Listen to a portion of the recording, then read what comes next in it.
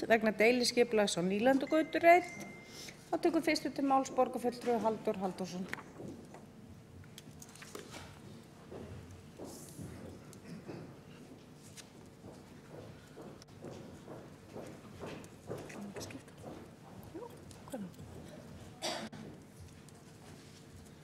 Forseti, góðir borgarfulltrúar, þessi umræða var sett á dagskrá að okkar beiðni og ég hefði gjarnan viljað fá smá umræðu þann þáttinn í þessu sem að snýr að íbúalýðræði og opnum íbúafundum. Og vegna þess að ég verð bara að segja það hér í upphafi, ég skil ekki alveg,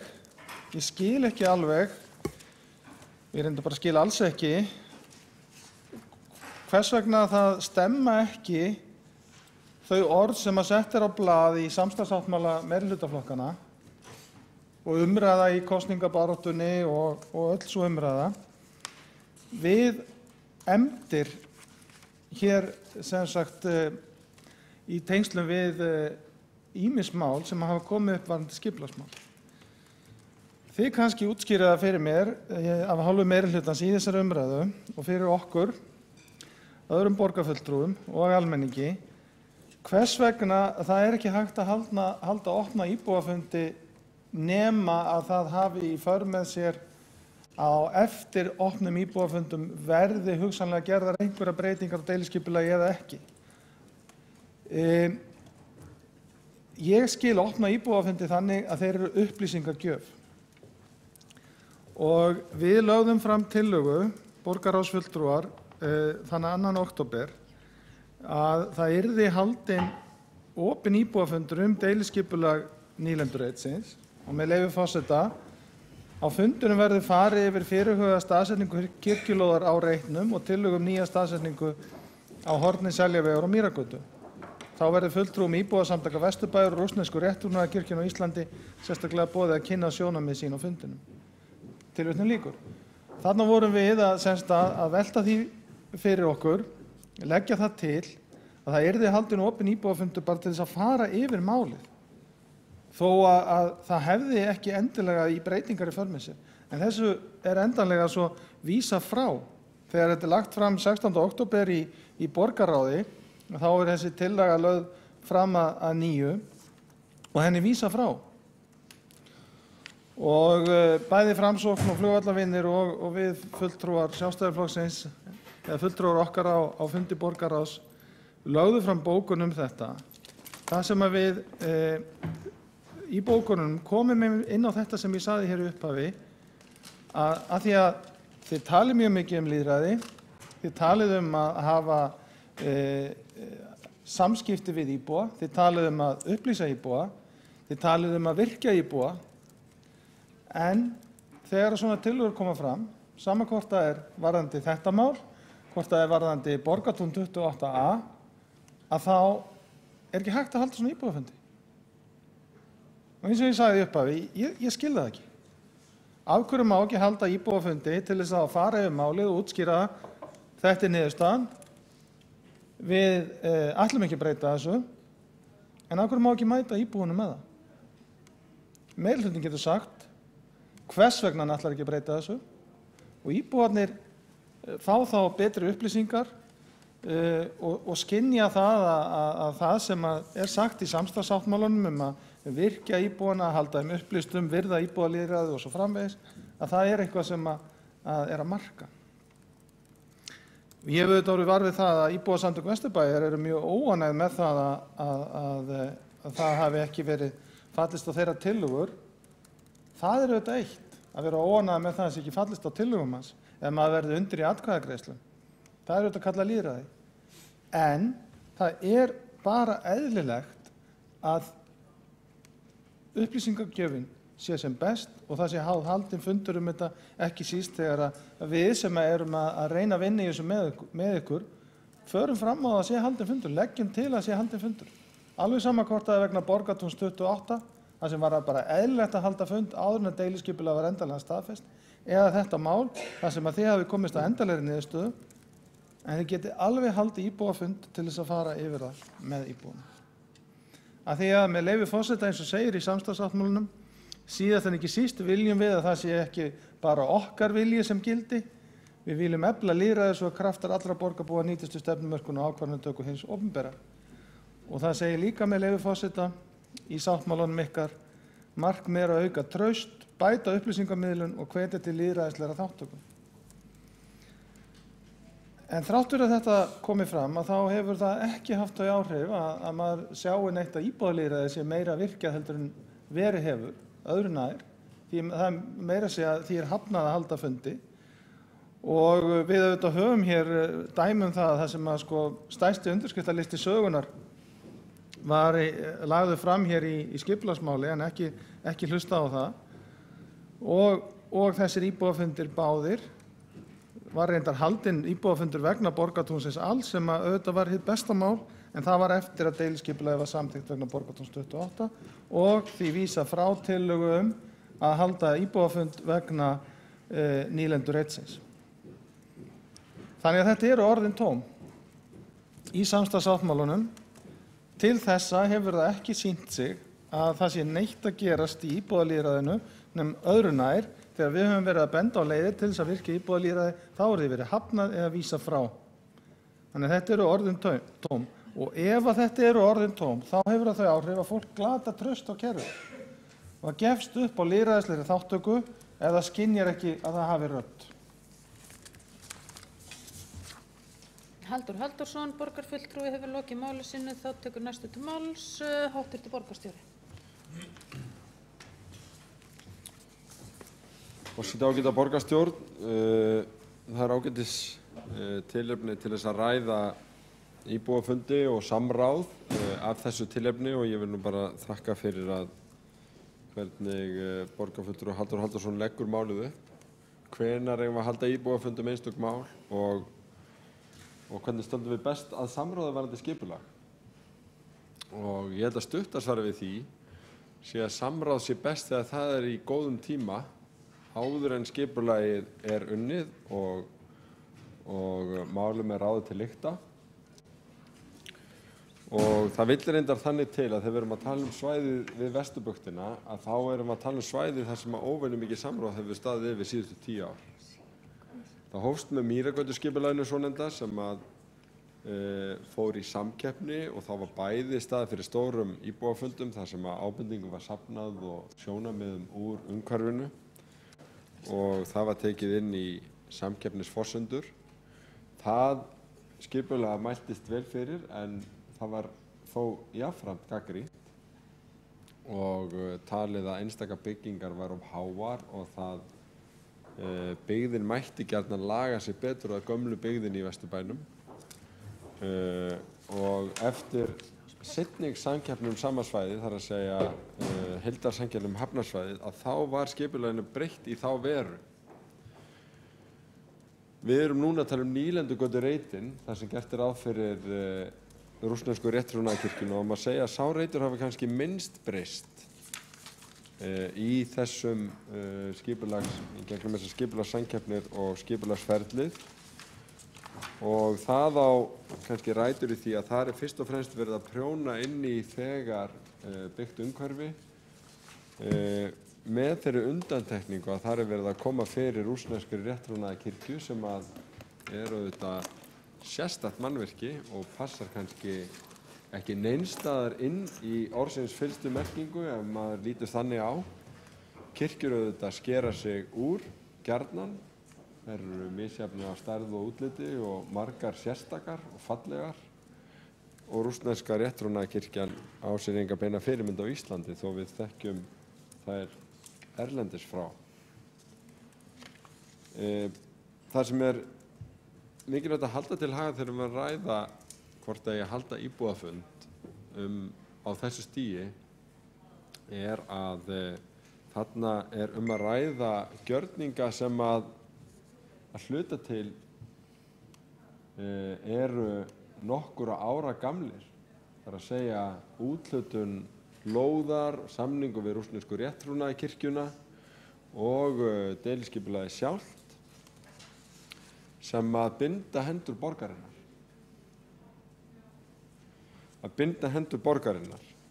Raunar var það þannig að þegar að rússneska rétttrúnaðarkirkjan sótti fyrst lóð, sem ég held að hafi verið 2002, þá var ekki fyrsta hugmynd að hafa hana þarna.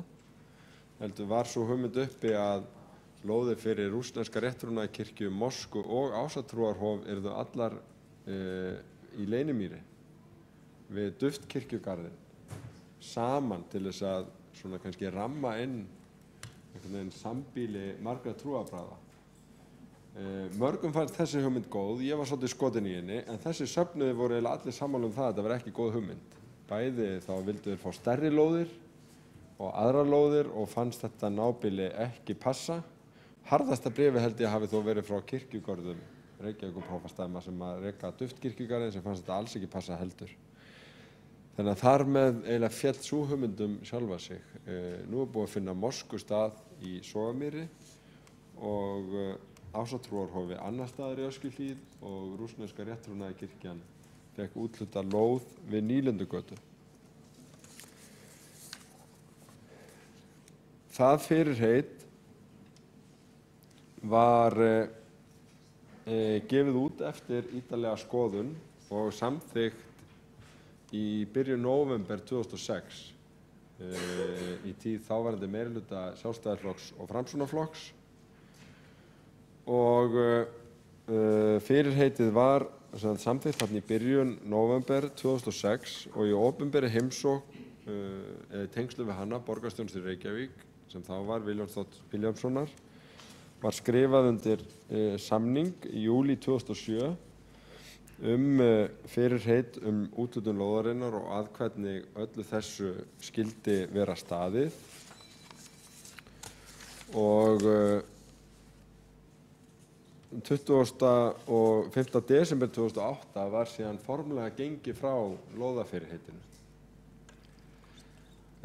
Það ber með sér að vísað var í til laga kirkjubyggingarsjóð og jafnræði þannig að ekki greitt fyrir lóðina en þó greitt gjöld, þar segja tengigjöld og slík gjöld eins og nánari kveðið á í samningnum. En þetta hlýtur að vera hluti þessa máls og það er alveg ljóst með þessa forsögu og þessar samþykktir að þessi lóð verður ekki af söfnuðinu tekin nema í samkomulagi við hann og raunar kveður samningurinn sjálfur frá 2007 á það að ef að borgin verður þeirra skoðun að þeirra lóðalegu samningur rennur út eftir 50 ár að kirkjan er ekki heima á þeim stað þá þurfi borgin að sjá söfnuðinu fyrir annarri lóð.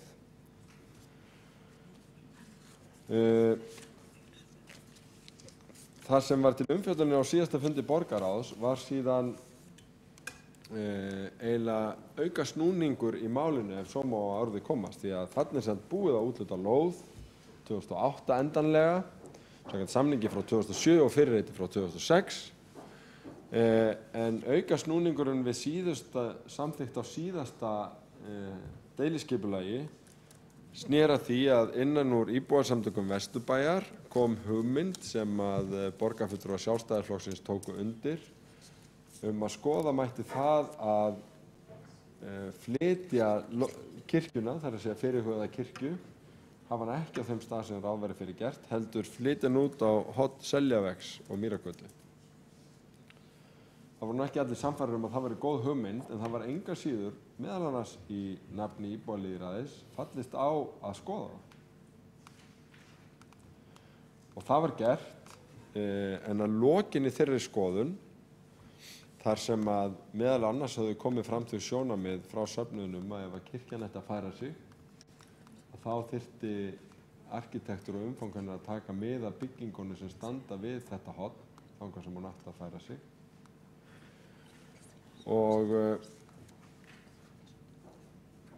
Og það væri líka vandkvæða á því að afhelga lóðina sem þegar hefur verið helguð. Þannig að skipulagslegum ástæðum eftir að hafa skoðað þetta mál að þá komst umhverfis- og skipulagssvið að því þeirri niðurstaða að mæla ekki með því að skipulaginu yrði breytt og kirkjan yrði færð heldur myndi gildandi skipulag standa. Þá kemur hins vegar fram tillaga að halda enga síður, væntanlega á vegum borgaryfirvalda, fund hugmynd sem fengið hafi neikvæð viðbrögð. Forsvarsmenn rússnesku rétttrúnaðarkirkjunnar voru ekki áhugamenn það, vegna þess að þeir vildu ekki sjálfsagt forðast neikvæða umræðu hugmynd sem að hvergi hefur fallið í góðan jarðveg, og ég hef ennþá engan heyrt, engan, ekki nokkurn einasta mann sem hefur verið tilbúin til að segja, já, mér finnst þessi hugmyndum að færa rússnesku rétttrúnaðarkirkjuna út á næsta horn vera svo góð að ég ætla að gera hana minni. Þetta er bara mjög góð tillaga. Hvorki borgarfulltrúar Sjálfstæðisflokksins sem báðum að það yrði skoðað, né nokkur annar hefur sagt, þetta er frábær hugmynd. Og ég held að allir hafi rétt á því að halda svona málum, bara segja, þetta er hugmynd sem ég vil að verði skoðuð með öllum fyrirvörum að kannski finnst mér hún ekki góð. En ég held að lýsi bara einhvern veginn stöðunni sem málið er komið í að ennþá hefur enginn lýst yfir á honum finnist hugmyndin raunverulega góð að færa kirkjuna út á næsta horn.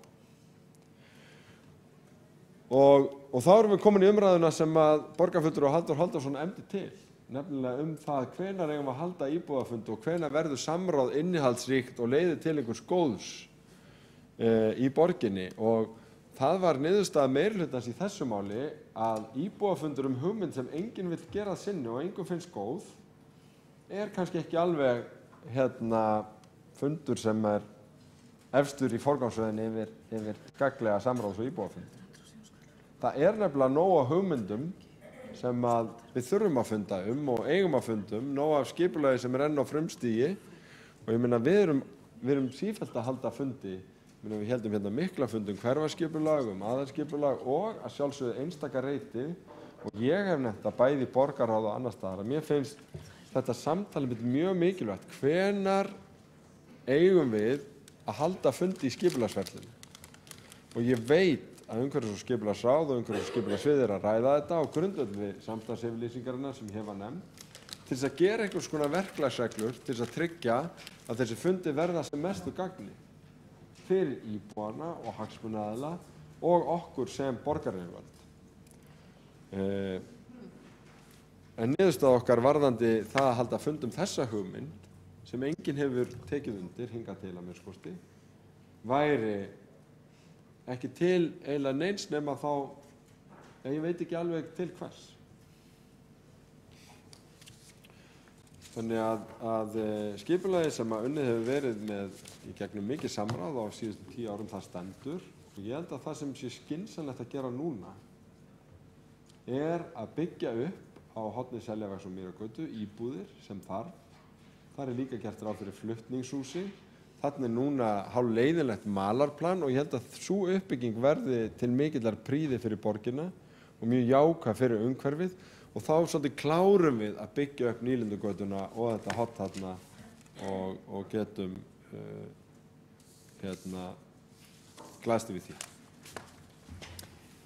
Háttvirtur borgarstjóri hefur lokið máli sínu og þá næstur á mælendaskrá borgarfulltrúi Hjálmar Sveinsson.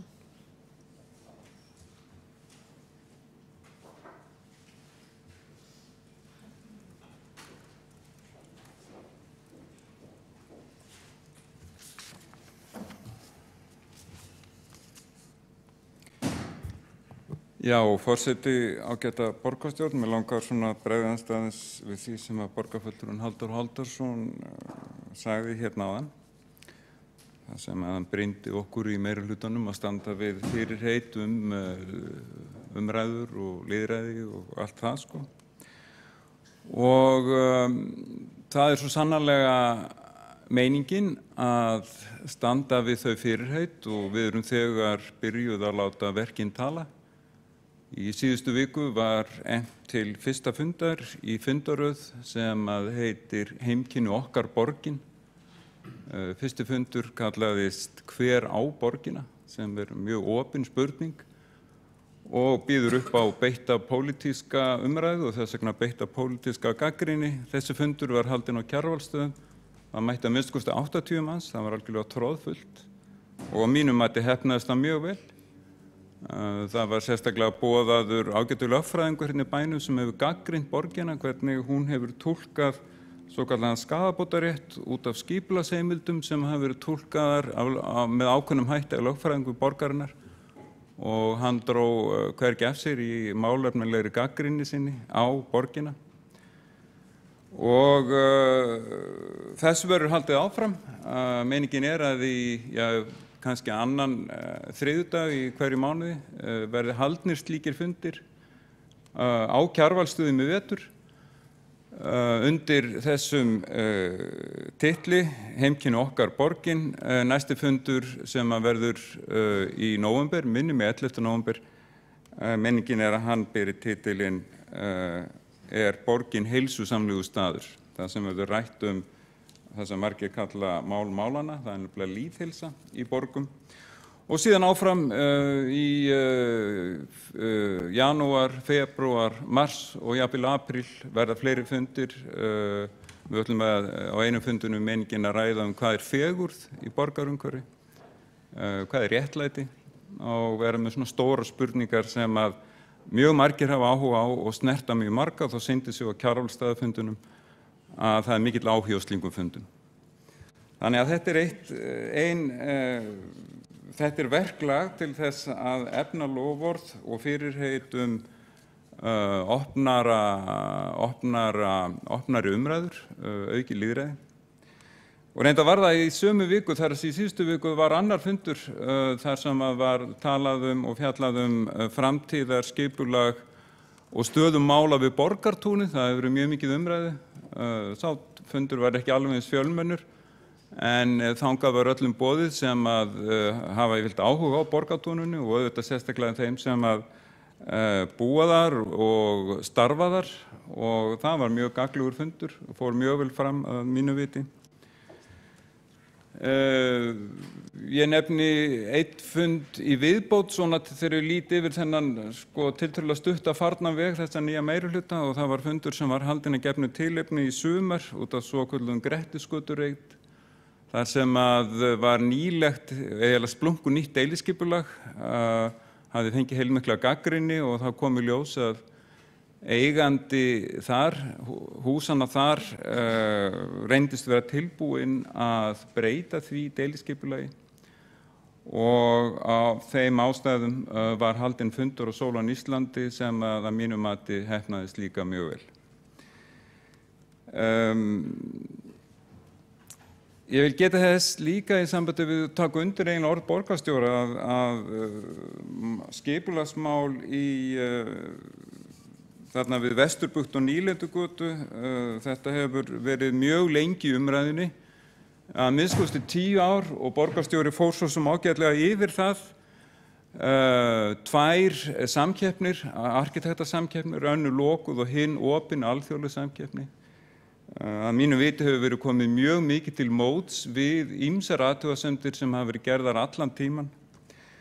Og rétt svo ég nefni það bara, þó ég endurtæki kannski eitthvað af því sem borgarstjórinn sagði þá í rammaskipulagi sem kom út úr lokaðri samkeppni 2005, þá var heildarsvæðinu skipt upp í nokkra skipulagsreiti, meðal annars fyrir ofan og neðan Mýrargötu. Það var gert ráð fyrir að Mýragatan færi í stokk norðan við Slippfélagshúsið, Slippurinn færi í burt og efsti hlutur verbúða sömuleiðis, og nokkuð stórum húskroppum komið fyrir á svæðinu á milli Slippsins, ekki milli Slippsins þegar hann átti að fara, milli Ægisgarðs og Sjóminjasafnsins, og svo átti að sveigja Seljaveginn, þarna fyrir ofan Mýrargötu til austurs, og Bræðraborgarstígurinn átti að liggja eins og beinn og breiður vegur í gegnum Hafnarhverfið og niður að sjó. Þar var hvergi gert ráð fyrir kirkju, og það var heldur ekki gert ráð fyrir kirkju í deiliskipulagi sem fyrir Nýlendugötusvæði sem kynnt var í hagsmunaaðilega kynningu í febrúar 2006. Og síðan gerist ákveðin snúningur sem hefur gæti verið úr guðsgefarþulu eftir Halldór Kiljan Laxness þegar borgarstjórinn í Reykjavík fer með hesta til Moskvu til að heimsækja Moskvu-patríarkan þar, og síðan í deiliskipulagi sem kynnt 2007 að þá sem sagt búið á rauninu úthluta þessari lóð við Nýlendugötu fyrir rétttrúnaðarkirkju, og ég rakst á það hér einhvers staðar að í athugasemdum sem að bárust þá spurt, þetta voru athugasemdir með leyfi forseta, nú ætla ég að vona ég finni þetta hérna í þessum skjálabunka, athugasemdir, þetta hérna í plöggum frá 29. júní 2007 og þá spurt kirkjubyggingu og íbúi þar ósáttur við Nýldugötu og ósáttur við það að tillagan skyldi ekki hafa verið kynnt íbúum áður en hún var sett í auglýsingu. Þetta snúningurinn eftir 2006. Og svarið byrjar svona, með leyfi forseta, til stóð að halda fund með íbúum og þeim kynntar hugmyndir að fyrirhugaðri kirkjubyggingu og svo ekkert meir. Það stóð sem sagt til og var aldrei neitt. Og nú ég svolítið að hérna, ég veit að ég pínlítið kaldhæðnislegur og ég biðst afsökunar á því. Málið það að þarna hafi verið haldnir margir fundir. Ég sjálfur bæði sem stjórnarformaður Faxaflóahafna og sem formaður eða nefndar sem að sá nýtt rammaskipulag fyrir svæðið 2011 mann rétt. Hélt nokkra fundi á svæðinu, fór í 2 stórar gönguferðir, var með stórt glærusýningu á sjóminjasafninu, þannig að margir íbúafundir hafa verið haldnir síðastliðin ár þetta skipulag. Það hefur verið gengið langt í því að koma til móts við margar athugasemdir, hús verið lækkuð, fyrirkomulagi húsa breytt og eins og borgarstjóri gat áður, að þá var síðustu snúningurinn af þessu að það var tekið til greina athugasemdir íbúa og tillaga Sjálfstæðisflokksins að athuga hvort að það færi betur á því að hafa kirkjuna, réttrúnaða kirkjuna við Seljaveginn. Og ég ætla ekki að fara fleirum orðum það nema ég ætla að segja það að auðvitað verða haldnir íbúafundir í Vesturbænum að sjálfsögðu framtíðarskipulag þar. En ég sé ekki ástæðu til þess að halda fund út frá þessum forsendum, þar sem ekki verið að tala neina breytingar, ekki deiliskipulagsbreytingar eitt eða neitt, heldur umsögn sem allir eru sammála og liggur fyrir og opinbert plagg.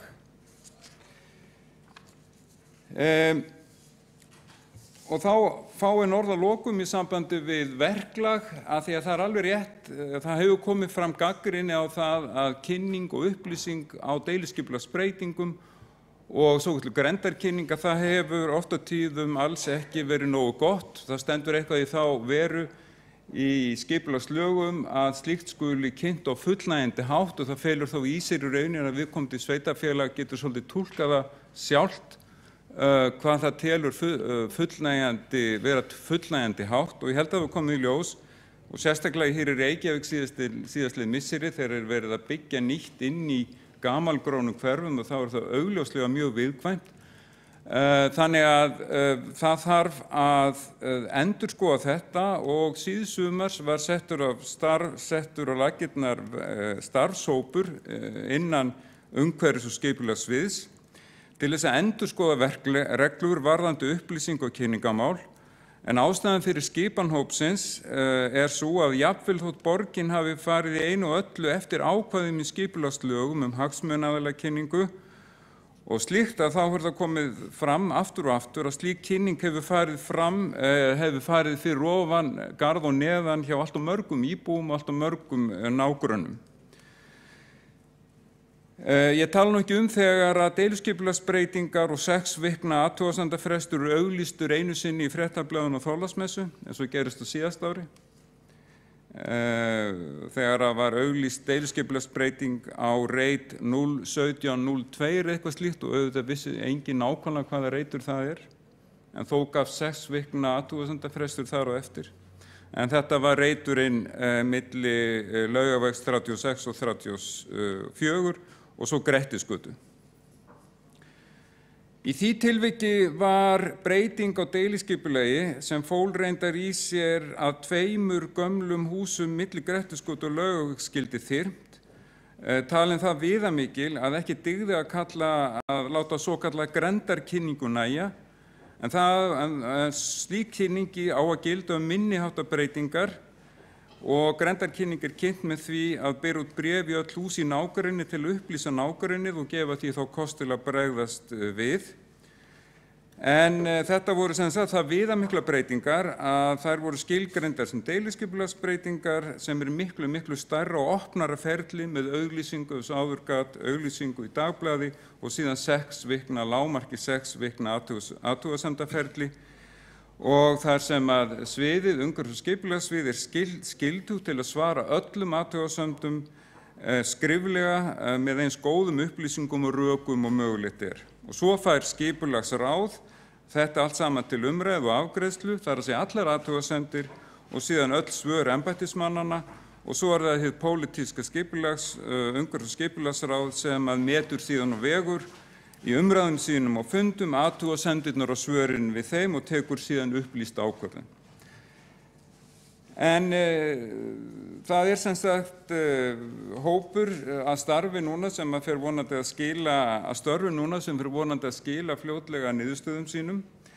En þó allavega þrennt sem að liggur fyrir varðandi það að bæta þetta verklag og það það að nú þegar gengin í garð sú regla að nú alltaf sent bréf til nágrennis þegar deiliskipulagsbreytingu að ræða. Það sem ekki lengur látið nægja, en svo talið var nægjanlegt þangað til í sumar að láta auglýsingu í dagblaði nægja, heldur núna í deiliskipulagsbreytingu eru borin bréf í hús í nágrenninu. Þannig að það á ekki að fara fram hjá neinum hvað til stendur.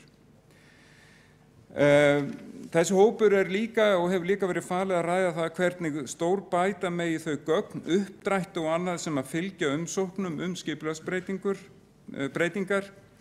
Og í þriðja lagi verið að pæla í því hvernig sviðið sjálft getur bætt þjónustu sína og þá kannski með því að starfsmenn taki ákveðin verkefni, taki ákveðin deiliskipulag og ákveðna deiliskipulagsbreytingar í fóstur, ef svo má segja, taki ábyrgð á þeim og verði miklu aðgengilegri heldur en verið hefur. Þannig að umhverfis- og skipulagssvið verði aðeins minna bákn og aðeins meira persónulegt heldur en það hefur verið. Ég ætla að láta þetta nægja. Ég var fyrst og fremst að bregðast við orðum borgarfulltrúans Halldórs Halldórssonar og tel með því að nefna alla þá fundi sem að standa fyrir dyrum og hafa þegar átt sér stað að þá hef ég svarað því.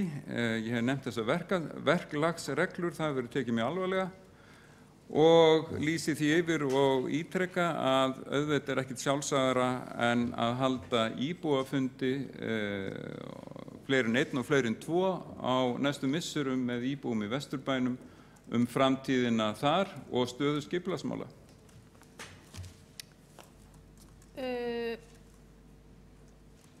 Hjálmar Sveinsson, borgarfulltrúi, hefur lokið máli sínu. Þá næstur á mælendaskrá borgarfulltrúi Kjartan Magnússon.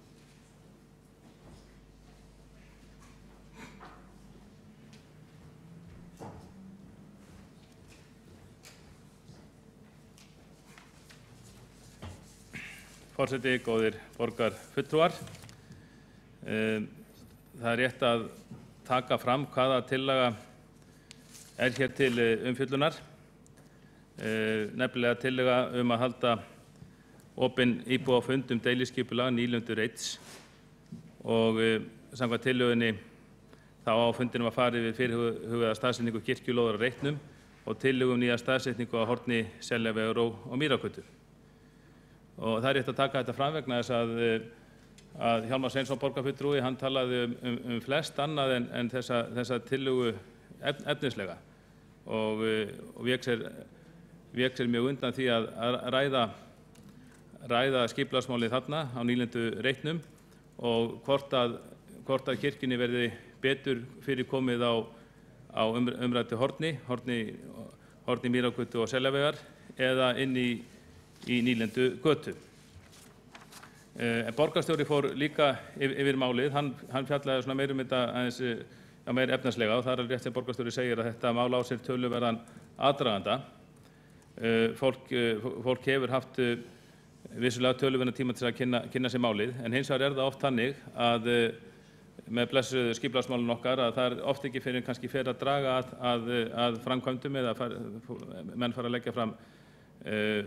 leggja fram teikningar og menn fara að sjá þetta fyrir sér sem það verður alvöru umræða þessi mál inn í hverfinu.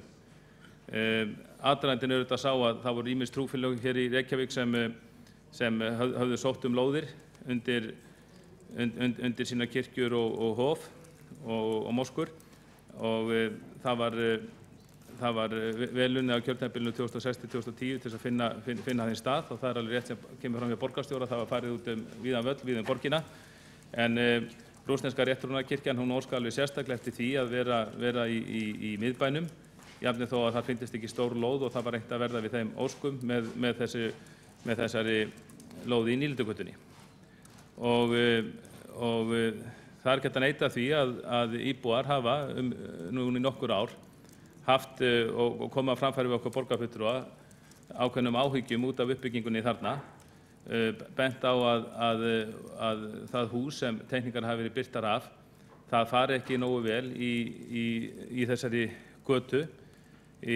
húsin séu flest smá og þetta nýja húsi, þessi kirkja samrýmist ekki götumyndinni. Einnig hafa þeir töluverðar áhyggjur af umferðinni sem mun fylgja kirkjunni, ekki síst bílastæðamálum. Ég held að ég 2 eða 3 stæði að fylgja kirkjunni þar sem hún er á, þar sem gert ráð fyrir henni núna. En það kunnara frá þurfa að segja að þarna eru sérstaklega söfnuð að ræða, þá mun fólk væntanlega af öllu höfuðborgarsvæðinu og jafnvel víðar sækja athafnir í þessari kirkju og margir koma langt að og þess vegna er örugglega vera á bílum.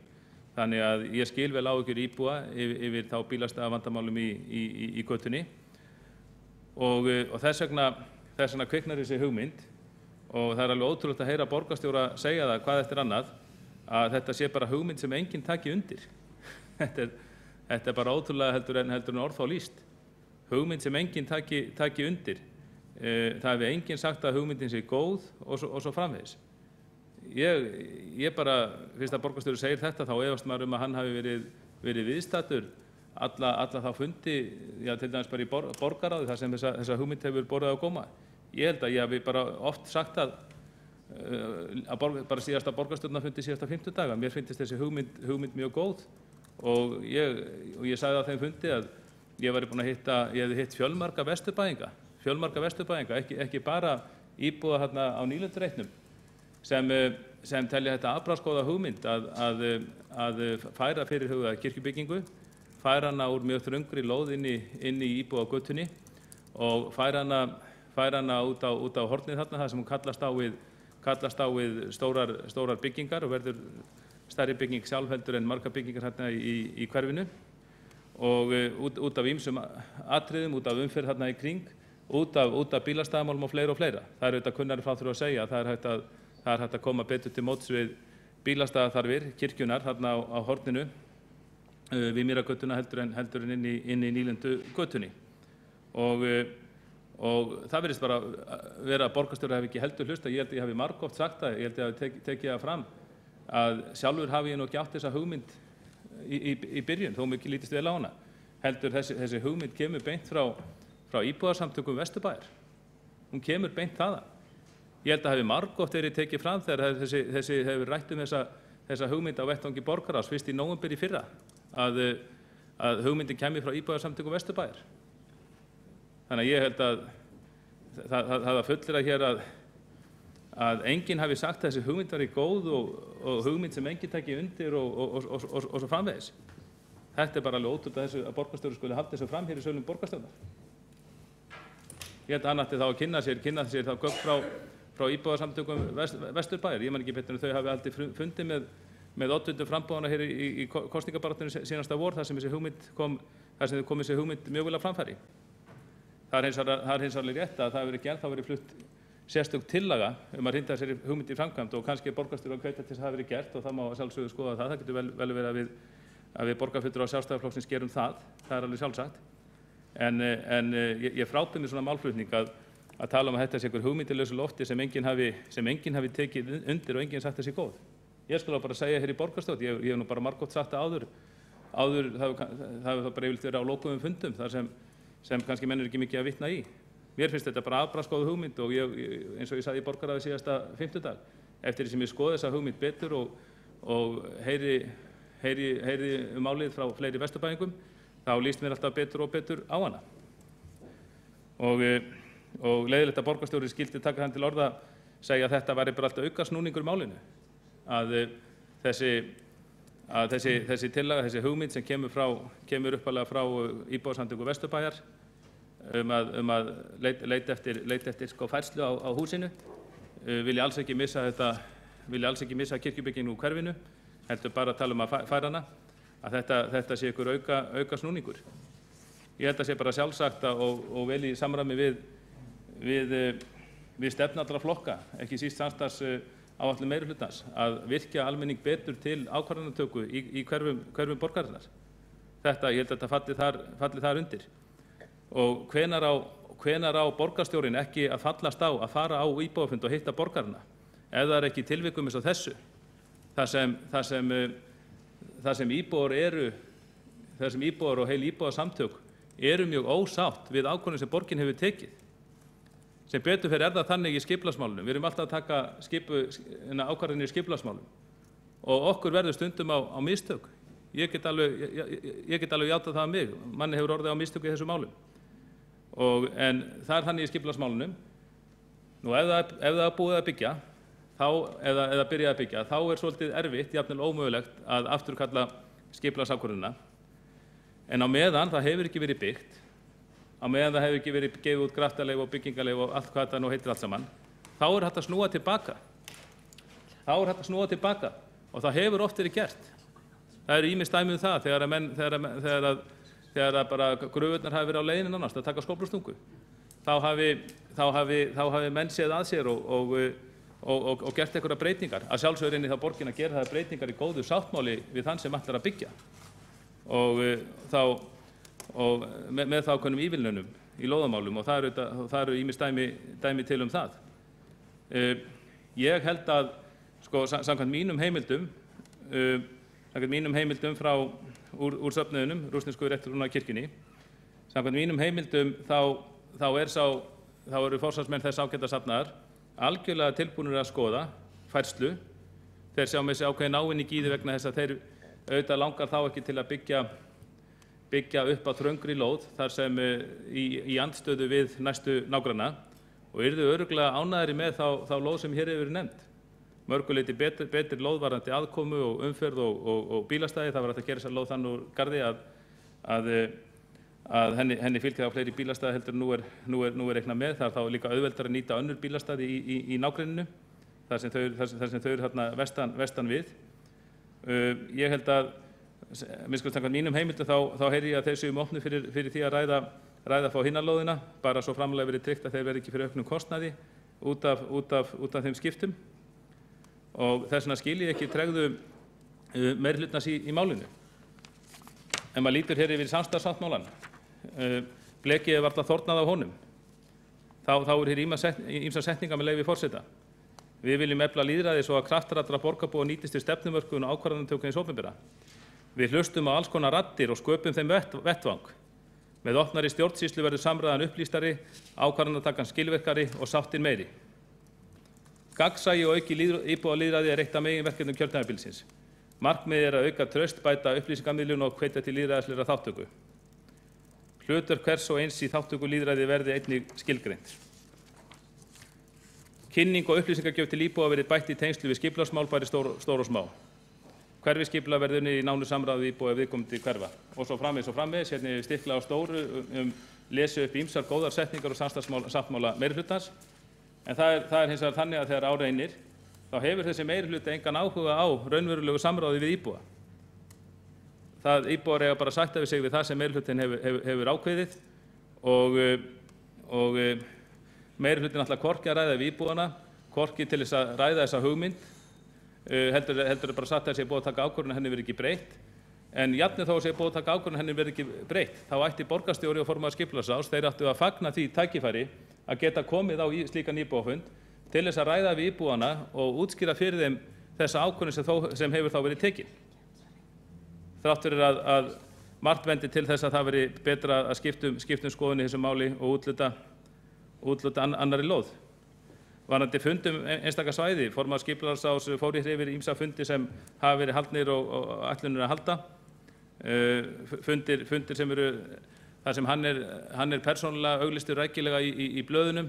Þar eru ákveðin fundarefni, það fundarstjórn á þessum fundum. Það er greinilegt að meirihlutinn ætlar að halda marga funda á kjörtímabilinu þar sem hann ræður umræðuefninu.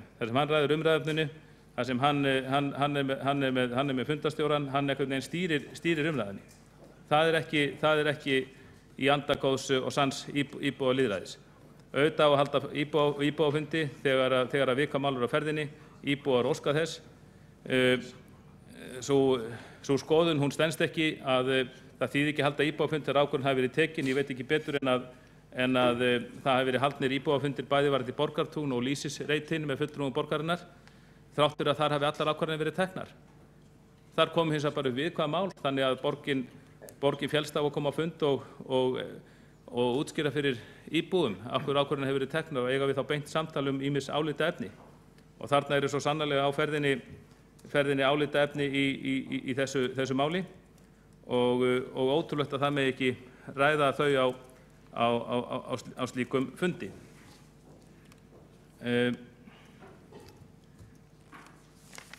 Það er nefnilega þannig að slíkir íbúafundir eru ein helsta og besta leið borgarbúa til að láta rödd sína heyrast, hvað sem líður allri rafrænni stjórnsýslu og skoðanaskiptum á netinu eða með tölvupósti. Það er ekkert sem kemur í staðinn fyrir það þegar að fólk hittist, augliti til auglitis og hlustar að sjónarmið hver annars og fellst ekki á þau eftir atvikum. Þess vegna ætti borgin og borgarstjóri og formaður skipulagsráðs að taka því fagnandi þegar að óskir berast frá íbúum, tala nú ekki um íbúasamtökum að slíkir fundir séu haldnir og alveg ótrúlegt að menn skuli taka neikvætt í slíkar óskir. Og sérstaklega er það skrítið þegar þessi meirihluti sem Samfylkingar, Vinstri grænna, Bjartar framtíðar og Pírata sem hefur talað sennilega mest af öllum meirihlutum það eigi að vera hér að vera endalaus lýðræðisleg samtöl, það að gefa borgarbúum kosta á tjá sig millilega laust við borgarfulltrúa og svo framvegis þegar að það reynist ekki síðan meira á bakvið þær hástemmdu yfirlýsingar en hér er að koma í ljós í þessu máli. Kjartan Magnússon, borgarfulltrúi, hefur lokið máli sínu. 2 hafa óskað eftir að veita andsvari ræðu borgarfulltrúans. Fyrst er það hv. borgarstjóri. Forseti, ágæta borgarstjórn. Mér finnst bara rétt að halda það til haga þessar umræðu eins og ég reyndi að gera í ræðu minni áðan að við erum ekki bara að tala um skipulag sem er í gildi, við erum að tala um lóðaúthlutun sem þegar hefur átt sér stað. Og ég heyri ekki betur en að votta fyrir ákveðinni iðrun í orðum borgarfulltrúans og það er kannski eðlilegt vegna þess að Kjartan Magnússon borgarfulltrúi var einmitt á fundi borgarráðs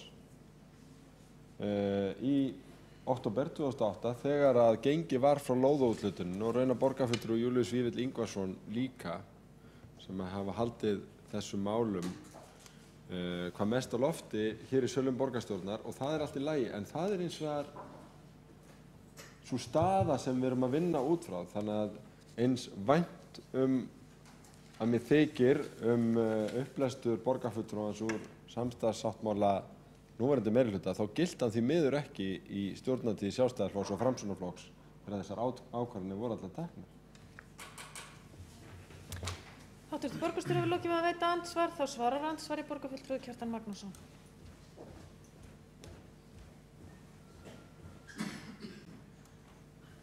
Forseti, góðir borgarfulltrúar, það er alveg rétt að það má rekja þessa lóðaúthlutun langt aftur í tímann en það hefur hins vegar ekki verið byggt þarna ennþá.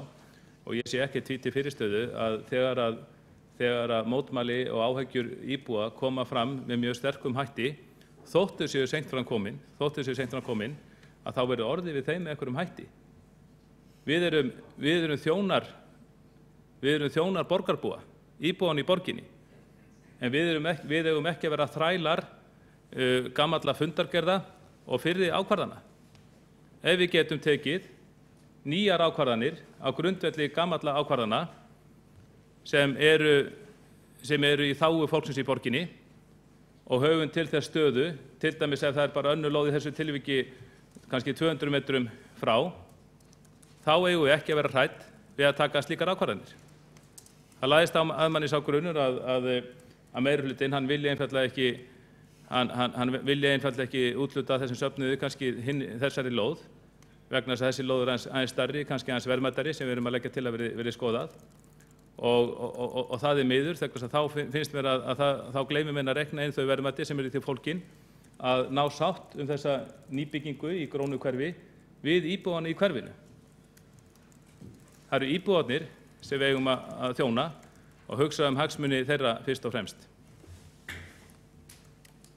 Kjartan Magnússon, borgarfulltrúi, hefur lokið við að svara andsvarið, þá veitir andsvar öðru sinni, hv. borgarstjóri.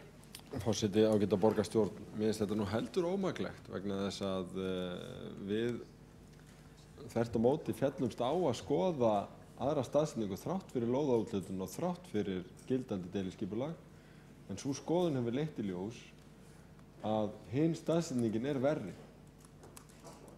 Hún er verri og það er niðurstaðan. Og þannig er staðan. Að það var skoðar annar staðsetningarkostur sem þótti verri og við föllumst á þau rök og þar með sitjum við ekki kannski uppi með lóðaúthlutunina frá 2008, heldur þá er það bara staðan og þess vegna skiptir svo óbærslega miklu máli að halda til haga henni raunverulegu stöðu mála út frá teknum ákvörðunum, út frá lóðaúthlutunum, út frá skipulagi. Það er ekki þannig, jafnvel þó ekki sé ekki byrjað að grafa, að borgin getur gert hvað sem er. Leið og það er úthlutað lóð, þá er staðan orðin önnur og þá er réttur þess sem fer með lóðina mjög sterkur og í samræmi við úthlutuna skilmála lóðarinnar. Og þá er þetta að lesa bæði í samningnum sem gerðið var 2007 og í lóðaúthlutuninni 2008 sem borgarfulltrúinn ætti að þekkja mjög vel. Hv. borgarstjóri, hefur lokið við að veita andsvar öðru sinni, þá svarar andsvar öðru sinni, borgarfulltrúi Kjartan Magnússon. Forseti, góður borgarfulltrúar, já, ég þekki þessa lóðaúthlutun bara nokkuð vel og ég held að Dagur B. Eggertsson borgarstjóri gerir það líka. Ég held að hann hafi líka verið í borgarráði á þessum tíma. Ég man ekki betur en þetta hafi verið samhljóða afgreitt á sínum tíma. En eins og ég segi, við eigum ekki að vera þrælar gamalla fundargerða. Ef við getum tekið nýja ákvörðun sem leiðir til meiri sáttar og í hverfinu þessa byggingu og að halda fram að það hafi verið botin saman 2 kostir og þessi nýji kostur, hornlóðin, hún sé verri, það efast ég Ég hef nú rætt þetta mál við arkitekta í ágætt íbúasamtöku Vesturbæjar, eru arkitektar fólk með mikla þekking á skipulagsmálum og ég held að það ber öllum saman það að hornlóðin, hún sé betri, ekki bara fyrir íbúana sem losna þá við mikla umferð og þessa stóra byggingu á þröngri lóði sínu hverfi, heldur líka fyrir rússnesku réttarhúsakirkjuna, þennan söfnuð sem fengi þá fleiri bílastæði. Og mínar heimildir úr þessum söfnuði, ég þarf nú að athuga það betur, mínar heimildir segja það að þeim lítist ágætlega á þetta, þeim lítist mörguleiti betur á þessa lóða því hún sé stærri, rýmri sig og þar sé kostur á fleiri bílastæðum. Þannig ég skil nú ekki alveg þessa umræðu. Varðandi það að hugmyndin hafi verið skoðuð og þetta borið saman, þá verður nú að segjast eins og það vakti ákveðna undrun mína hvað menn voru lengi að skoða þessa hugmynd. Mér fannst þetta allt líka beint við í fyrra þegar þetta var skoðað, við lögðum fram tillögunni í nóvember. Það tók langan tíma upp undir ára að skoða tillögun og fá á henni álit og ég verð að segja, ég fæ ekki annað en varist þeirri hugsun að meirihlutinn, sem sagt fyrir meirihluti Samfylkingar og Bjartrar framtíðar Bestaflokksins, hann hafi bara verið að stóla máli fram yfir kosningar. Mér finnst þetta að liggja allt nokkuð ljóst fyrir og það var hægt að fá álit þetta á nokkru vikum eða kannski örfáum mánuðum. En að mér lagðist á grunur að þetta hafi allt verið skipulagt, menn hafi verið að stóla máli, tefið það fram yfir kosningar því að þeir hafi ekki viljað taka ákvörðun þá, halda þessu í ykkur óvissu, þykjast verið að skoða það, en menn hafi aldrei ætlað að skoða þetta með neitt alvöru í huga. Kjartan Magnússon, borgarfulltrúi, svarað andsvar öðru sinni, þá veitir andsvar borgarfulltrúi Björn Blöndal.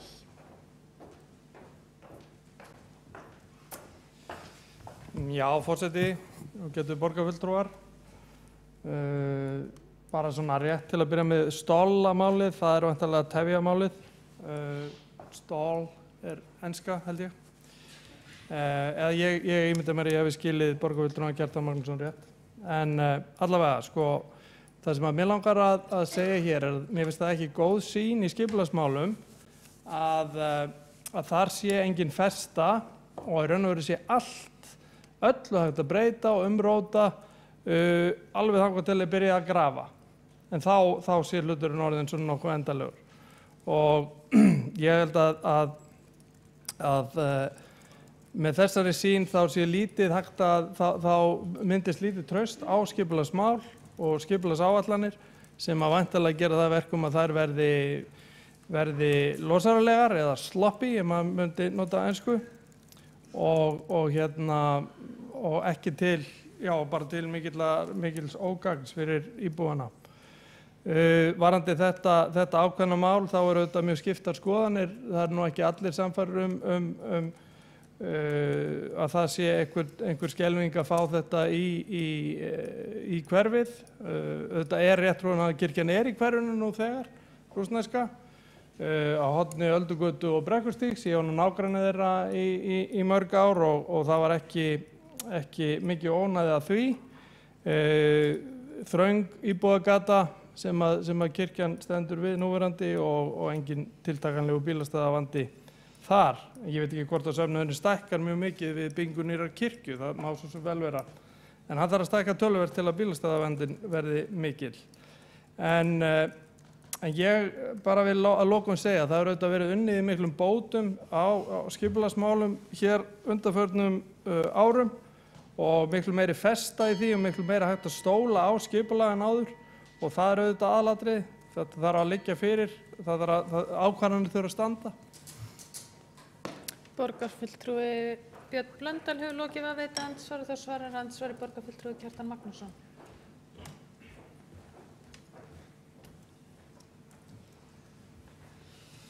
Forseti góði, borgarfulltrúi, þetta var merkilegt andsvar og ég þakka fyrir það. Kemur fram ákveðin skoðun í því sem ber að sjálfsögðu virða, að það skuli ákveðin festa ríkja í skipulagi. Nú menn eru alltaf að vinna með skipulagið og ég get bara nefnt mörg dæmi það frá undanförnum árum þar sem menn hafa breytt skipulagi, breytt gildandi skipulagi. Og þar ættu að líta það á tveimur áttum. Sumir segja með því, það er alltaf að vera að hringla með skipulagið. Það má ekki hringla með skipulagið svona mikið, segja sumir. Og aðrir segja, og ég hef nú verið svona frekar á þeirri skoðun, skipulag er bara skipulag, þetta er mannanna verk sem á að sjálfsögðu breyta og ef það er góð ástæða til að breyta því, þá bara breytum við því. Þó að það sé á miðju skipulagstímabili. Allar góðar áætlanir má endurskoða. Við erum varla svo mikil möpputir að við höngum í þeim alveg eins og ég veit ekki hvað. Þannig að þetta er merkilegt sjónarmið. Það hefur ýmsu verið breytt í skipulagsmálum hér á undanförnum árum. Við sjálfstæðismenn hefur tekið þátt í mörg af því. Það hefur oft bara komið fram breytingartillögur á skipulagi sem við höfum tekið þátt í að breyta. Og það hefur bara farið rök fyrir því að breytingin eigi betur við heldur en það sem stendur í skipulaginu og ekkert að því. Svo kemur þetta sjónarmið að það verði að fjarstaríkja skipulagi og það virðist að vera þannig að þegar að eins og í svona máli sem snertir mjög viðkvæmt málum uppbyggingu í grónu hverfi að þá eigi að ríkja festa. Það verður ágætt að rifja þetta sjónarmið upp seinna þegar við leggja til breytingu á skipulagi. Borgarfulltrúi Kjartan Magnússon hefur lokið við að svara andsvari. Þá veitir þriðji borgarfulltrúin andsvar sem að gerði það þar mund sem að ég var að segja þeir hefðu verið 2 og það er borgarfulltrúi Hjálmar Sveinsson. Nei, hann bara baði andsvar akkurat þegar ég var að tilkynna að það væru 3. Nei, 2, fyrir ekki. Forseti, borgarstjórn, ég verð að bregðast aðeins við því sem að borgarfulltrúin Kjartan Magnússon sagði hér í ræðu sinni áðan. Ég ætla ekki að elta ólar við svona einhvers konar svona smá dylgju hæðnistón í samdi við þá fundaröð sem að fara af stað og hann verður bara eiga við það sjálfan sig en ég man ekki eftir að hafa séð hann á fundunum á Kjarvalsstöðum en reyndar voru svo opaslega margir að hann gæti hafa horfið í mannhafið. En ég ætla að nefna það að því að borgarfulltrúin talar eins og það hafi ekki í raun og veru skoðaður þessi hinn staði fyrir kirkjunum við Seljaveginn. Og reynda var það svo að þegar að þetta var samþykkt fyrir næstum því ári síðan, það var reyndar ekki fyrir í desember að það var lögð fram tillaga sjálfstæðismanna til meðferðar hjá umhverfis- og skipulagssviði það að skoða þessa aðra staðsetningu þarna við Seljaveginn, og þá heyrði ég allavega sagt þetta mun bara baka vandræði, en ég hlustaði ekkert á það því auðvitað var sjálfsagt að skoða það. En niðurstaðan er sú eftir mjög vandað og langt ferli, fundum með Rússunum og vinnu það sem var notast við sérstök líkön sem að ráðsmönnum í umhverfis- og skipulagsráði var sýnt. Mjög hæfur og vanur arkitekt sem að vanna þessu. 1. apríl var haldinn fundur með fulltrúum Rétttrúnaðarkirkjunnar, svo ég nefni eitt dæmi, og það sem að síðan kemur í ljós þegar að það berast loksins tillögur frá Rétttrúnaðarkirkjunni hvernig þeir sjá þessa hina staðsetningu fyrir sér, þá sjá þeir að þannig fyrir sér að sú kirkja, það þurfi vegghæð að vera minnst 18 metrar, ekki 12 metrar, og þeir vilja halda lóðinni við Vesturgötu eða við Mýragötu 21 áfram, og niðurstaða sviðsins sú, lagt til að deiliskipulag verði óbreytt þar sem flutningur kirkjunnar á lóð við Seljaveg hefur ekki ótvíræða kosti í för með sér. Kirkjan yrði mun stærri á nýja staðnum og líklegt að ekki yrði mikil sátt það, einkum má búast við að ný staðsetning verði umdeild með að lóðahafa nálægra lóða, og ég minni á það, afsaki forseti, að engin ráðsmaður gerði athugasemd við þessa niðurstöðu, engum leist á hugmyndina. Borgarfulltrúi Hjálmar Sveinsson hefur lokið við að veita ansi langt andsvar og þá svarar því andsvari borgarfulltrúi Kjartan Magnússon.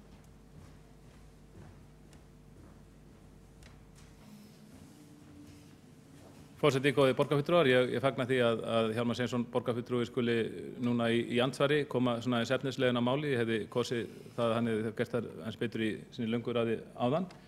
En það er alveg rétt að það er uppi í mér sjónarmið í málinu, og auðvitað getur færslan getur kallað á auðvitað nýjar athugasemdir, og bara það er ekkert að því. En einmitt þess vegna þá eigum við að vera opið fyrir því að halda slíkan fund, opinn íbúafund, þar sem þessir íbúar geta viðrað sín sjónarmið, þar sem borgin fer yfir kosti og galla. Það hefði mátt vera ítarlegri í því gögnum sem komu frá skipulagssviði málið. Mér fannst bara sjálfur þegar ég fór yfir í borgarráði að það hefði mátt vera ítarlegri, það hefði mátt betur fara yfir málið. Og ég sé bara ekkert að því að þessi umræða sé tekin inn á íbúafund, þar sem við til auglitismætum íbúunum, heyrum þeirra sjónarmið, heyrum hvaða hugmyndir íbúasamtök Vesturbæjar og fólki sem þar hefur þessi mál, og svo þetta svara þeim. Ég sé bara ekkert að því í slíku máli, þessu stóra skipulagsmáli, að við eigum opin samskipti það. En við sjáum þetta greinilega bara ólíkt, fulltrúar meirihluta og minnihluta, og það verður þá kannski svo að vera. En að því borgarstjóri, mér hefðist hann kallað sérstaklega eftir, því hann hafði svo mörg orð með það að það var enginn búinn að segja sér til að það var í góð, þó ég er svona búinn að segja, held ég, nokkuð marga mánuði, að þá er kannski næsta skrefið í málinu bara til þess að þóknast borgarstjóra, því hann virðist ekki vilja taka þetta mál alvarlega með það er ekki komið fram formlega tillaga, þá er sennilega bara næsta skrefið í málinu að leggja fram formlega tillögu það. Borgarfulltrúi Kjartan Magnússon hefur lokið við að svara andsvara, það veitir andsvara öðru sinni borgarfulltrúi Hjálmar Sveinsson. Forseti, ágæta borgarstjórn, það getur verið þessi rétt hjá borgarfulltrúanum Kjartani Magnússyni að ég hef ekki farið yfir minnisblaðið frá umhverfis- og skipulagssviði varðandi þetta mál. Ég heyri að hann hefur lesið og ég satt að segja gaf mér það að hann væri búinn að lesa og setja sig nákvæmlega inn í það ágæta minnisblað þar sem að þessi niðurstaða er rökstudd, niðurstaða sem enginn mótmælti, ekki hans eigin flokksfélagar. En eftir að hyggja þá svona virðist manni eins og hann í sinni ræðu hafi verið að ýja því að ekkert slíkt minnisblað hafi verið skrifað af því að tónninn í hans ræðu var eins og ekkert, þetta hefði ekki neitt verið skoðað sem alrangt. Ég ætla líka að nefna það að ég sem formaður umhverfis- og skipulagsráðs boðaði formenn eða talsmenn íbúasamtakanna á minn fund þar sem ég skýrði þeim frá þessari niðurstöðu ráðsins, alls ráðsins og átti með þeim ágætt samtal og rökstuddi þá niðurstöðu sem best ég gat. Borgarfulltrúi Hjálmar Sveinsson hefur lokið við að veita andsvar öðru sinni. Þá andsvörum lokið og næst á mælendaskrá borgarfulltrúi Guðfinna Jóhanna Guðmundsdóttir.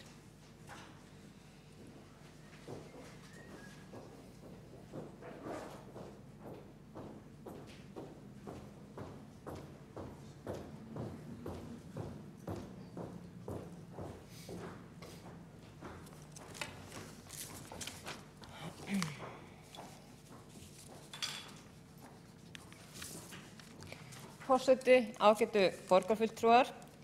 Eins og rakið hefur verið var samþykkt deiliskipulag Nýlendugötu Reits á síðasta ári og þar með á síðasta kjörtímabili og það kom líka fram þessi tillaga borgarfulltrúa Sjálfstæðisflokksins á síðasta kjörtímabili að til þess að meiri sátt yrði kirkjubygginguna yrði skoðað hvort að hægt yrði að koma byggingunni fyrir á nýjum reit.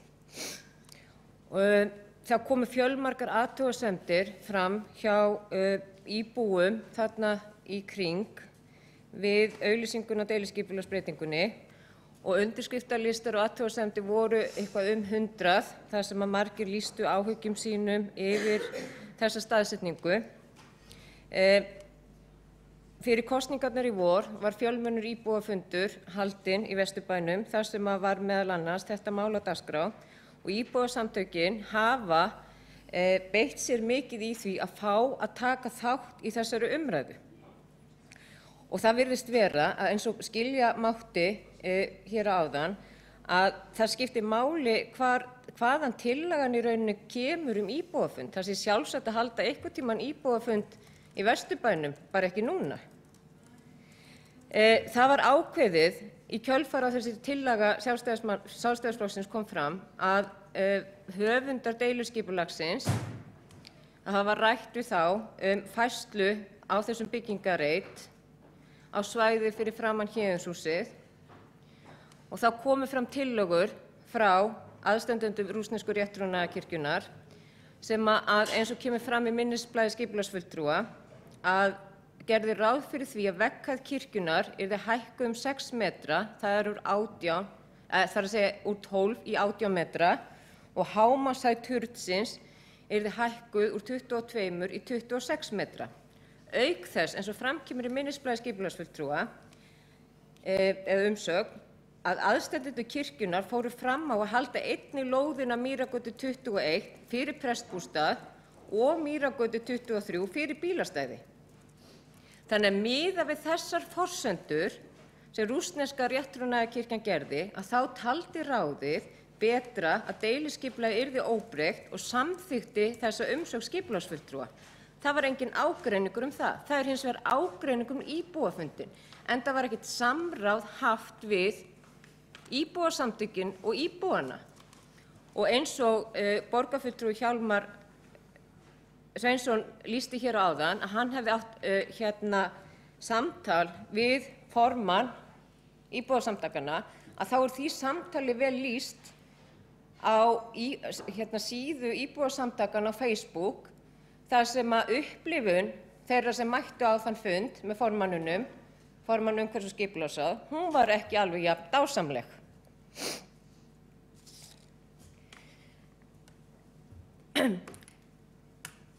Mér finnst ótrúlegt, algjörlega ótrúlegt og ég algjörlega orðlaus og það liggur við að ég biðji bara 5 mínútna þögn yfir því að meirihlutinn geti ekki haldið fund með íbúanum. Jú, það liggur ljóst fyrir að það var rætt við fyrirsvarsmenn rússnesku rétttrúnaðarkirkjuna en ekki íbúasamtökin. Og niðurstaða skipulagsráðs byggist á forsendur rússnesku rétttrúnaðarkirkjunnar eins og raktar eru í umsögn skipulagsfulltrúa, hvað þeir vildu fá í staðinn.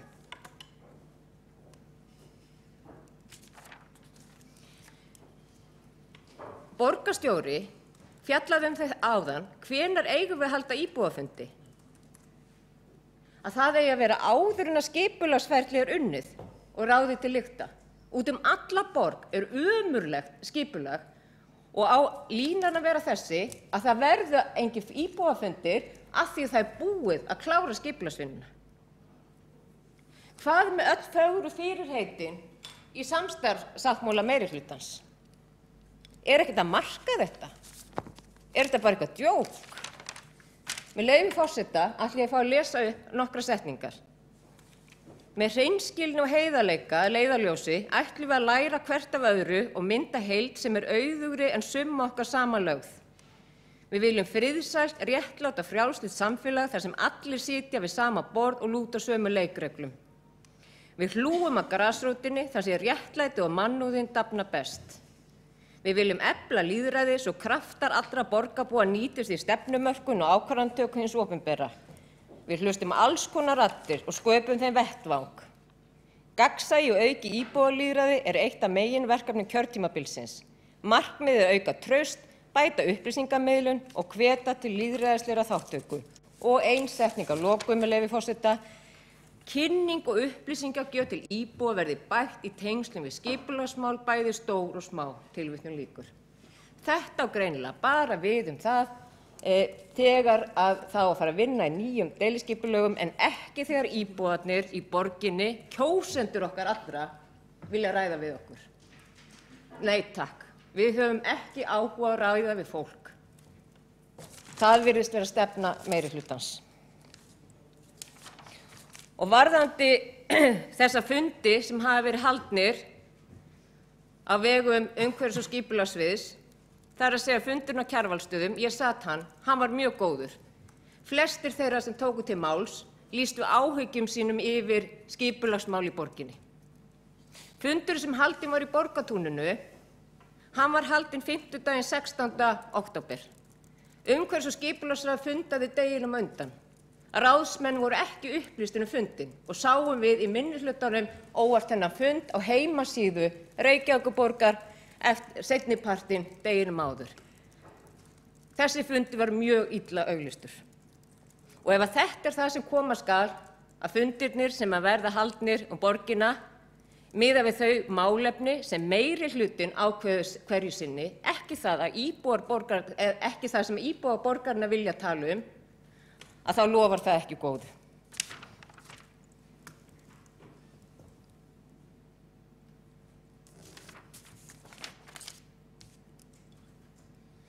Og það að, eins og borgarstjóri sagði áðan, það hefur enginn sagt að þetta sé frábær hugmynd að færa kirkjuna út á næsta horn. Málið snýst ekkert það, eins og ég rakti hér áðan. Þetta snýst það að umsókn skipulagsfulltrúa var samþykkt af öllum miðað við þær forsendur sem rússneska rétttrúnaðarkirkjan gerði í þessu máli. Auðvitað þurfum við að hlusta á sjónarmið íbúanna. Auðvitað væri langeðlilegast að það væri fundur þar sem að íbúasamtökin og fyrirsvarsmenn rússnesku rétttrúnaðarkirkjunnar myndu setjast niður. Og borgarfulltrúar með þeim til þess að fara yfir hvort það sé ykkur flötur á því að leysa þetta mál.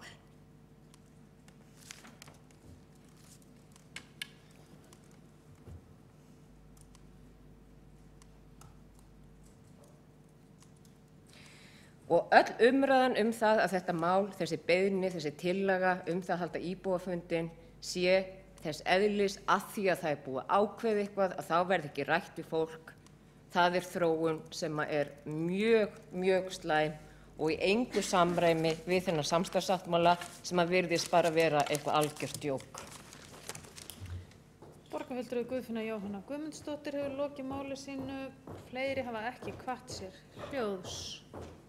Borgarfulltrúi Sveinbjörg Birna Sveinbjörnsdóttir hefur óskað eftir að taka til máls.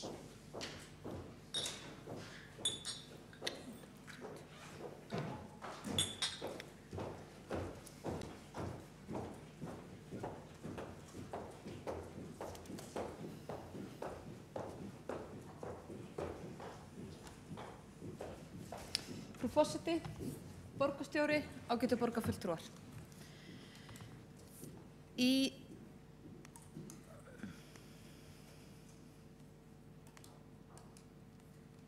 í samstarfssáttmálanum sem nú tiltölulega nýundirritaður sérstaklega tekið fram með leyfi forseta undir kaflanum umhverfis- og skipulagsmál.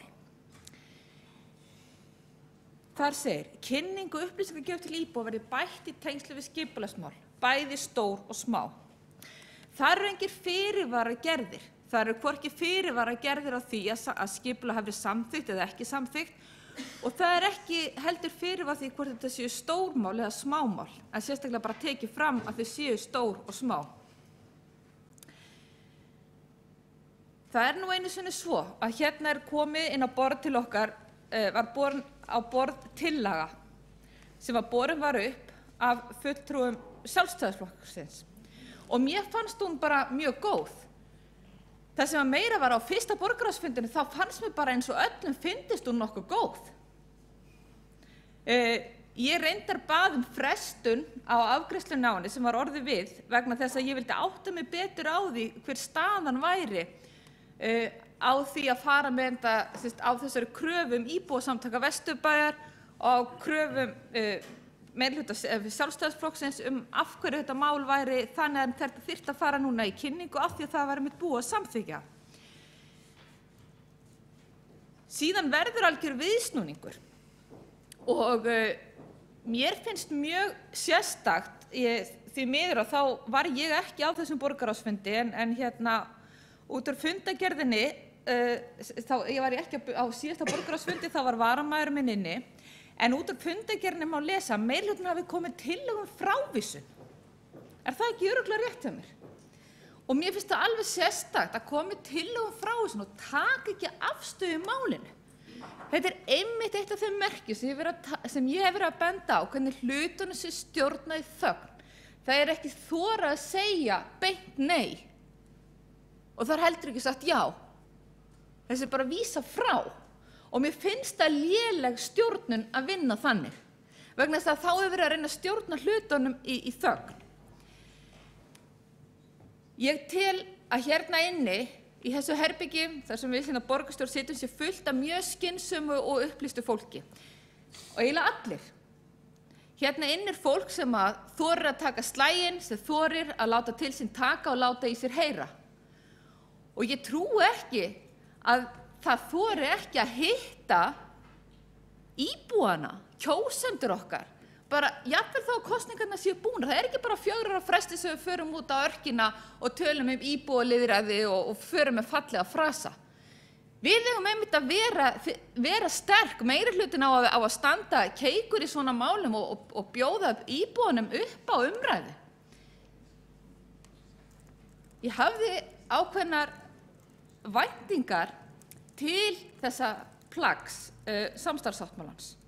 Ég ætla ennþá að trúa því, þráttur þennan fund í dag og þráttur fundin á Borgartún 38-28 minni mig, að þetta verði haft að leiðarljósi. Að meirihlutanum vaxi ásmegin og vaxi kjarkur til að tala við borgarbúana. Og ekki bara skemmtilegu málin, ekki bara góðu málin, ekki bara fjölmenningamálin, heldur öll mál sem snúa okkur borgarbúa. Ég veit að það eru margir búin að vera hérna inni og eru búin að vera mjög duglegir að tala við sína kjósendur í gegnum tíðina. En þegar kemur fram svona krafa, þá höfum við það algjörlega í hendi okkar, við kjörnu fulltrúar, að taka upp þráðinn, standa keik og segja við ætlum að hlusta á ykkur. En ég veit að það er miklu meiri vinna. Ákveðnu leyti hef ég alltaf hræðst nefnilega svona meira beint lýðræði því það krefst alveg gríðarlegra vinnu af kjörnum fulltrúum.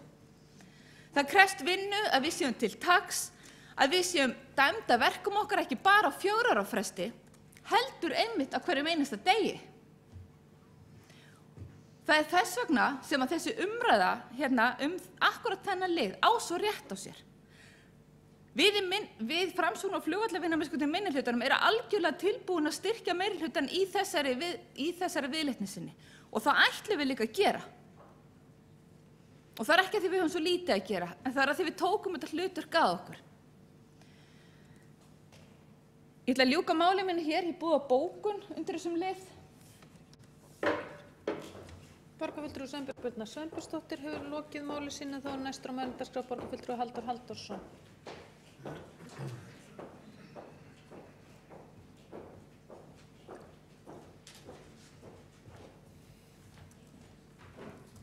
Og borgarfulltrúi Sveinbjörg Birna Sveinbjörnsdóttir boðaði bókun.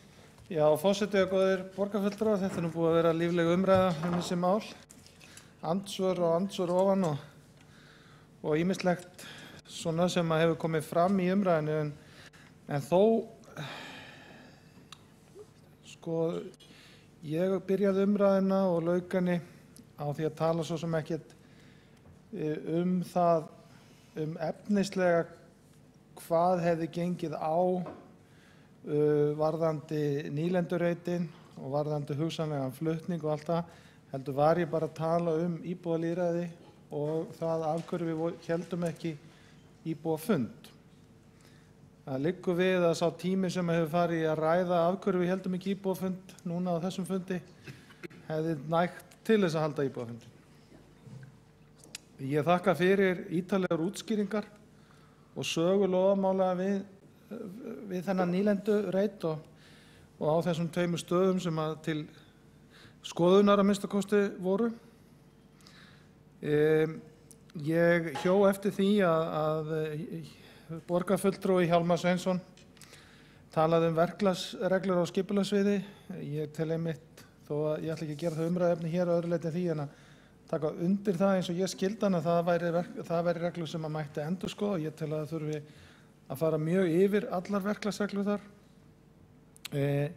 Hvernig er tekið á móti erindum, hvernig þau eru afgreidd og hvernig tengsl eru á milli starfsmanna þar. En það er nú umræða kannski fyrir annan fund og svo hjó ég líka eftir því að borgarfulltrúi Hjálmar Sveinsson talaði að það yrði haldinn íbúafundur til að fara yfir ýmis mál með íbúum Vesturbæjar. Og ef ég hef skilið rétt þá auðvitað fagnaði því að það verði gert og velti ég fyrir mér að hver er þá munurinn á því að það verði haldinn íbúafundur núna fljótlega til þess að fara yfir málið með íbúum Vesturbæjar og því að halda þennan fund sem borgarfulltrúar Sjálfstæðisflokksins lögðu til. Er eini munurinn sá að við leggjum það ekki til. Þannig að það verður hægt að halda fundinn að því að við leggjum það ekki til. Og ef svo er þá er það ekki gott mál, en að sjálfsögðu munum við styðja það alveg sama hver leggur það til að svona fundur verði haldinn.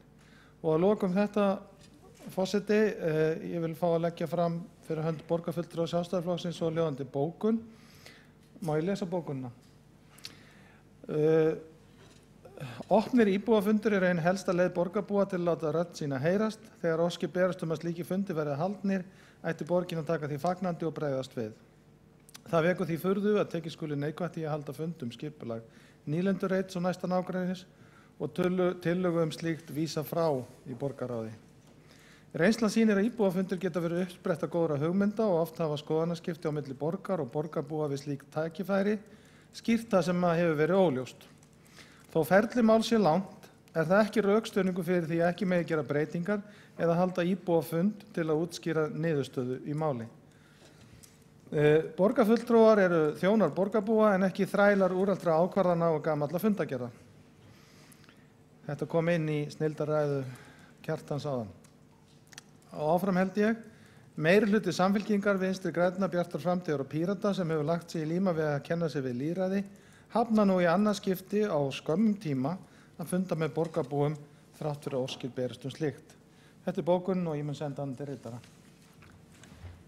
Halldór Halldórsson, borgarfulltrúi, hefur lokið máli sínu og lokið við að gera grein fyrir bókun vegna málsins. Vill borgarfulltrúi Sveinbjörg Birna Sveinbjörnsdóttir gera grein fyrir bókun? Já, gjörðu svo vel.